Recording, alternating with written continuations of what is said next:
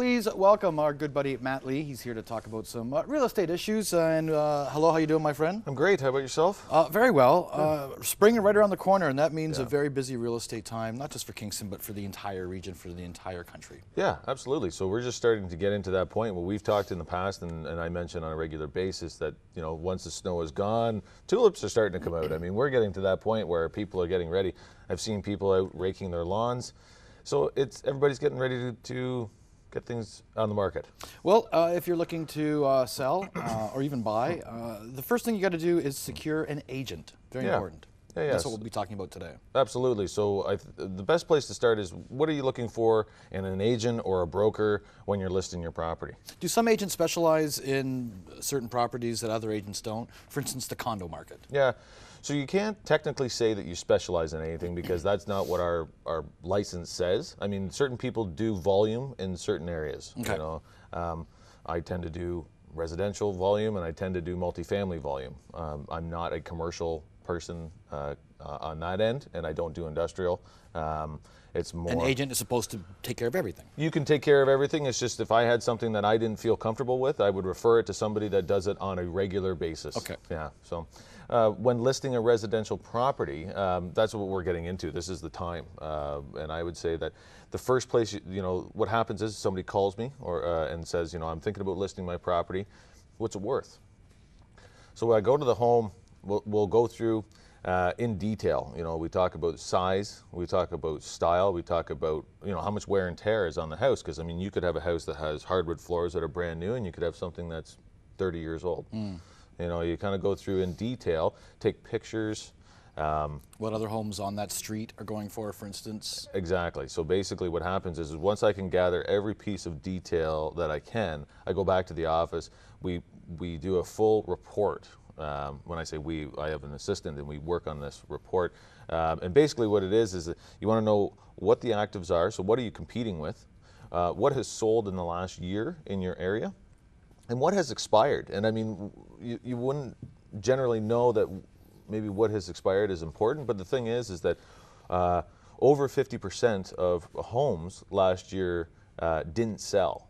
So the thing is that we have a very healthy market and we are selling. You know, we've seen green in our stats over and over again, but the reality is that over 50% on the market in any given year don't sell. Is that because they're overpriced? Because this is a great market. Yeah, you know, there's always factors. Price is always one of those ones that's at the top of the list. So I would say, yeah, you know, that's a good indicator.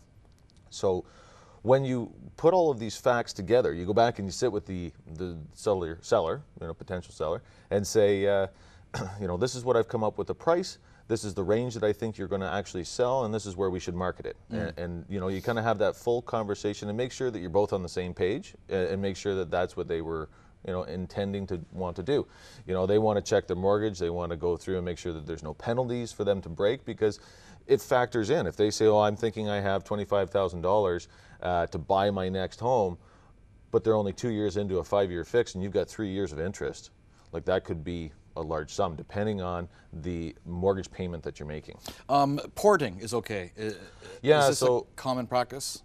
It is fairly common. It's one of these things where you actually talk to the mortgage broker or the banker to make sure that you didn't get into one of these mortgages at a very low interest rate because they don't want you to do anything. Right. If you got into something where it would seem too good to be true and maybe you didn't quite understand it, you might not have a transferable mortgage, but a lot of them are transferable.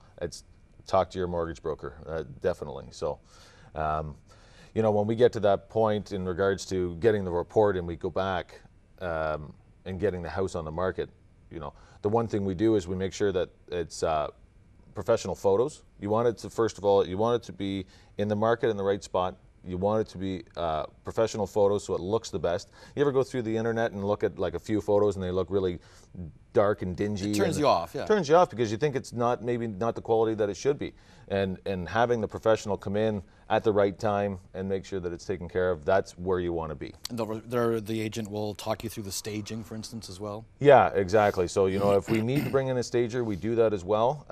I think that, you know, paint goes a long way, but I think that what you want to do is clean it up, take the personal pictures down, you know, make sure that it looks set up properly, and go from there. Okay, and if you have any questions, your agent and your broker are your best friends during this time. Yeah, absolutely. For sure. Matt, always good to see you, my friend. Thank you very much. You take care. You have a great day. Thank you. Don't go away. We'll see you on the other side of the break. Stay with us. Good morning. Real Estate Tips, brought to you by Matt Lee of Royal LePage.